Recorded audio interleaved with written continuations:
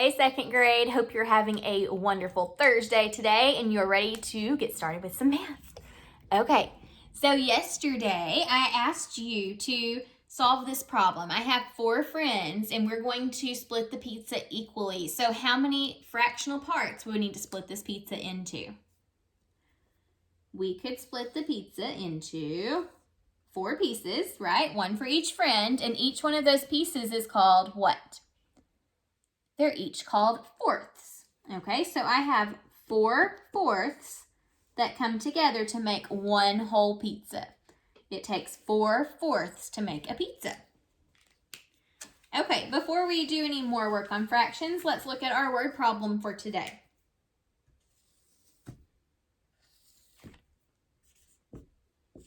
Oops.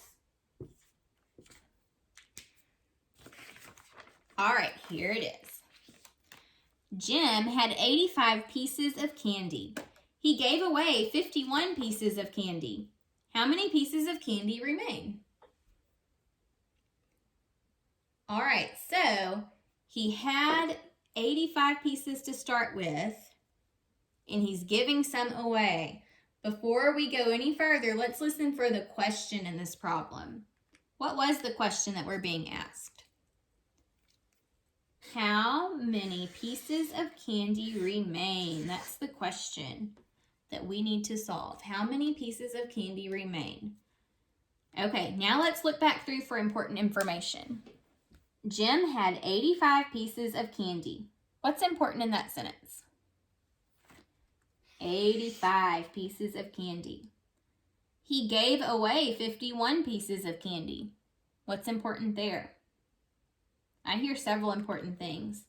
Gave away helps me to know he's getting rid of it. And then also 51, it tells us how many he gave away.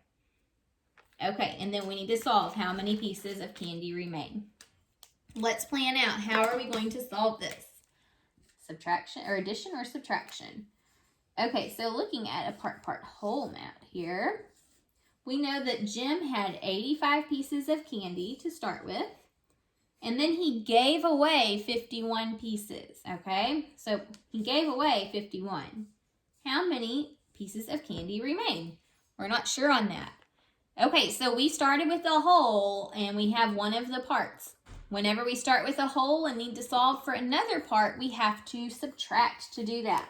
Also, the words gave away helped me to know that we're going to subtract. Since he had 85 and he gave some away, we know that we subtract to figure out the answer. So 85 minus 51 is what we're going to need to do to solve this problem. All right, so I think today to solve it, I'm going to draw out a base 10 model. So I need to draw out 85 to start with. 10, 20, 30, 40, 50, 60, 70, 80, 81, 82, 83, 84, 85. So here I have 85. Now I need to take away 51. So I'm going to be taking away 5 10s and 1 1. I'm going to take away the 1 1 first because when you subtract, you always start with the ones place when you have double digits. So taking away 1 1 and then 5 10s. 1, 2, 3, 4, 5. All right, what are we left with? We have 10, 20, 30, 31, 32, 33, 34. So we are left with 34. All right, so I think that there are 34 pieces of candy remaining, but we're going to check our work first before we know for sure. This time, I think I'm just going to solve it like an equation. Okay, looking at the ones place first. What is 5 minus 1? 5 take away 1 is 4. And then let's look at our tens place. 8 minus 5. What is 8 minus 5? 8, 7, 6, 5. That's taking away 5, okay? 4, 3. We took away 5. What number was I left at? 3. 8 minus 5 is 3. So 85 minus 51 is 34, and I got it 2 different times. So how many pieces of candy remain?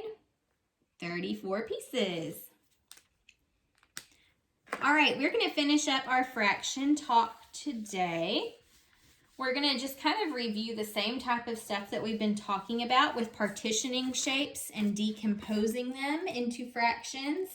So if I have a circle, let's start with a circle here.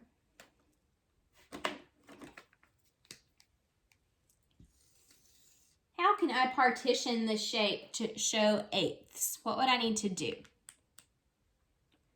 So to partition this shape to show eighths, we can split it down the middle. Oops, that really does not look even. Let me try that again. Sorry, guys.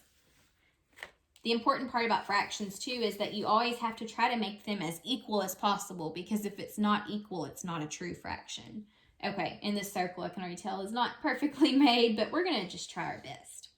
Okay, so to make eighths, we have to split it in half, and then you split it again in half. So now you have what? These are called fourths.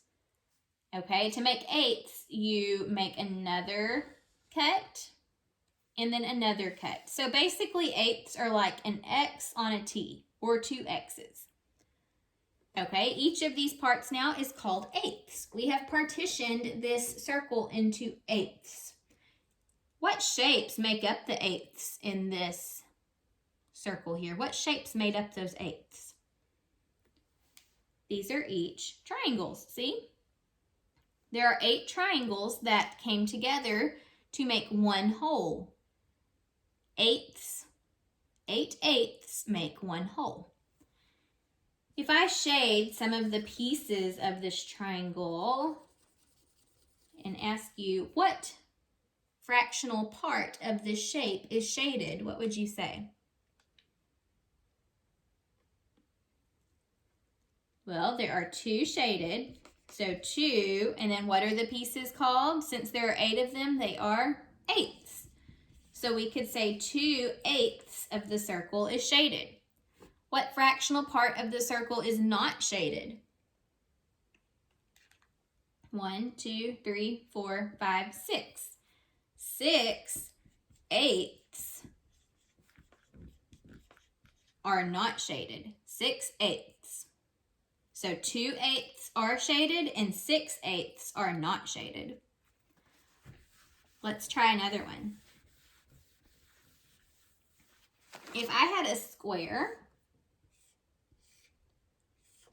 and I asked you to divide this square into fourths, how would you divide this? There are several ways you could divide it. Let me draw a few different squares so I can show you the different ways. That's not a very good square, but that's okay. Okay, you could have divided the square like this and made fourths, because those are 4 equal parts. 4 fourths makes a whole. You may have divided the shape like this and partitioned it this way. I still have 4 equal parts. You may have partitioned your shape like this. Still, I have 4 equal parts. Now let's look at how I made the fourths here. I made fourths 3 different ways with 3 different kinds of shapes. So I started with squares, but what shapes did I use here to make my fourths?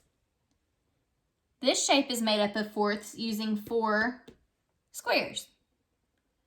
This shape is made up of fourths using 4 what? Triangles, right? And this shape is made up of fourths using 4 rectangles. So you can compose these shapes using different shapes. You can compose squares using 4 squares, 4 triangles, 4 rectangles. It works. They're all considered fourths. What if I ask you to show 3 fourths of the shape shaded? What would you do? You would need to shade in 3 pieces. So this is showing 3 fourths of the shape shaded. You could shade it like this. This is still 3 fourths of the shape shaded.